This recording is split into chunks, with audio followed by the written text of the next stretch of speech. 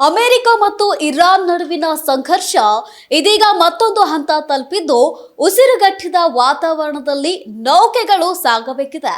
ಈ ನಡುವೆ ಅಮೆರಿಕ ಸೇನೆಗೆ ಅಧ್ಯಕ್ಷ ಡೊನಾಲ್ಡ್ ಟ್ರಂಪ್ ಮಹತ್ವದ ಆದೇಶ ನೀಡಿದ್ದಾರೆ. ಈ ಕುರಿತು ಕಂಪ್ಲೀಟ್ ರಿಪೋರ್ಟ್ ಇಲ್ಲಿದೆ ನೋಡಿ.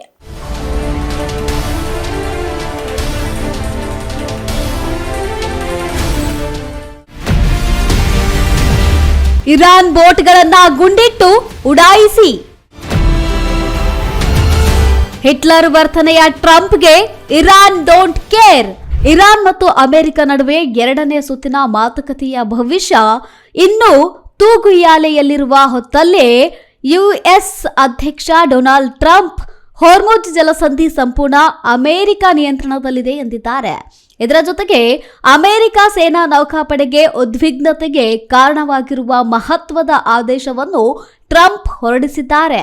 ಅಂತಾರಾಷ್ಟ್ರೀಯ ಪ್ರಮುಖ ಜಲಮಾರ್ಗ ಹೊರ್ಮುಜ್ ಜಲಸಂಧಿಯಲ್ಲಿ ನೆವಲ್ಸ್ ಮೈನ್ಸ್ ಬಾಂಬ್ ಅಳವಡಿಸುತ್ತಿರುವ ಇರಾನಿನ ಯಾವುದೇ ಸಣ್ಣ ದೋಣಿಗಳನ್ನು ಕಂಡಲ್ಲಿ ಗುಂಡಿಕ್ಕಿ ಎಂದು ಅಮೆರಿಕ ನೌಕಾಪಡೆಗೆ ಆದೇಶಿಸಿದ್ದಾರೆ. ಈ ಬಗ್ಗೆ ಅಮೆರಿಕ ನೌಕಾಪಡೆಗೆ ಆದೇಶ ಹೊರಡಿಸಿರುವ ಬಗ್ಗೆ ಟ್ರೂತ್ ಜಾಲತಾಣದಲ್ಲಿ ಬರೆದಿರುವ ಟ್ರಂಪ್ ಜಲಮಾರ್ಗವನ್ನು ಬಂದ್ ಮಾಡಲು ಪ್ರಯತ್ನಿಸುವ ಹಡಗುಗಳ ವಿರುದ್ಧ ಯಾವುದೇ ಹಿಂಜರಿಕೆ ಇಲ್ಲದೆ ಕ್ರಮ ಕೈಗೊಳ್ಳುವಂತೆ ಮಿಲಿಟರಿಗೆ ಸೂಚಿಸಿದ್ದಾರೆ. ಹಾಗೂ ಎಲ್ಲಾ ಕಚ್ಚಾ ತೈಲ ಮತ್ತು ನೈಸರ್ಗಿಕ ಅನಿಲ ವಹಿವಾಟಿನ 20% ಹಾದು ಹೋಗುವ ಜಲಸಂಧಿಯ ಬಗ್ಗೆ ಟೆಹರಾನ್ನೊಂದಿಗೆ ಬಿಕ್ಕಟ್ಟನ್ನು ಉಂಟುಮಾಡಿದೆ. ಹಾರ್ಮುಜ್ ಜಲಸಂಧಿಯ ನೀರಿನಲ್ಲಿ ಅಡ್ಡಿಪಡಿಸುತ್ತಿರುವ ಯಾವುದೇ ದೋಣಿ, ಸಣ್ಣ ದೋಣಿಗಳು ಇದ್ರೂ ಸಹ ಗುಂಡು ಹಾರಿಸಿ ಕೊಲ್ಲಲು ನಾನು ಯುನೈಟೆಡ್ ಸ್ಟೇಟ್ಸ್ ನೌಕಾಪಡೆಗೆ ಆದೇಶಿಸಿದ್ದೇನೆ ಎಂದು ಟ್ರಂಪ್ ಪೋಸ್ಟ್ ಮಾಡಿದ್ದಾರೆ.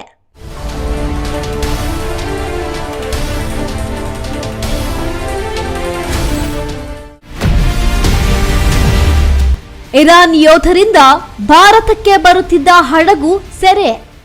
ಇನ್ನು ಈ ಮಧ್ಯೆ ಇರಾನ್ ನೌಕಾಪಡೆ ಭಾರತಕ್ಕೆ ಬರುತ್ತಿದ್ದ ಹಡಗು 2 ಹಡಗುಗಳ ಮೇಲೆ ಹೊರ್ಮುಜ್ನಲ್ಲಿ ದಾಳಿ ನಡೆಸಿದ ಒಂದು ದಿನದ ಬಳಿಕ ಗುರುವಾರ ಐಆರ್ಜಿಸಿ ವಿಡಿಯೋ ರಿಲೀಸ್ ಮಾಡಿದೆ.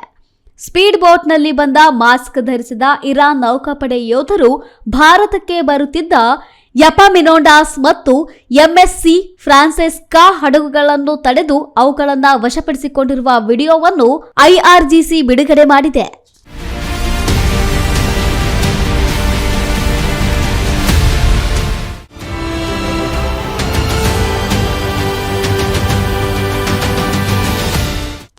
ಇನ್ನು ಅಮೆರಿಕದ ನೌಕಾ ದಿಗ್ಬಂಧನವನ್ನು ಧಿಕ್ಕರಿಸಿ ಇರಾನ್ ಹೊರ್ಮುಜ್ ಜಲಸಂಧಿಯಲ್ಲಿ ಹಡಗುಗಳ ಸಂಚಾರಕ್ಕೆ ಟೋಲ್ ಸಂಗ್ರಹ ಶುರು ಮಾಡಿದೆ.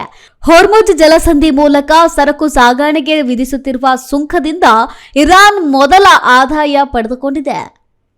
ಫೆಬ್ರವರಿ ಕೊನೆಯಲ್ಲಿ ಪ್ರಾರಂಭವಾದ ಅಮೆರಿಕ, ಇಸ್ರೇಲ್ ಮತ್ತು ಇರಾನ್ ನಡುವಿನ ಯುದ್ಧದ ಉದ್ವಿಗ್ನತೆಯ ನಡುವೆ ಈ ಬೆಳವಣಿಗೆ ನಡೆದಿದೆ.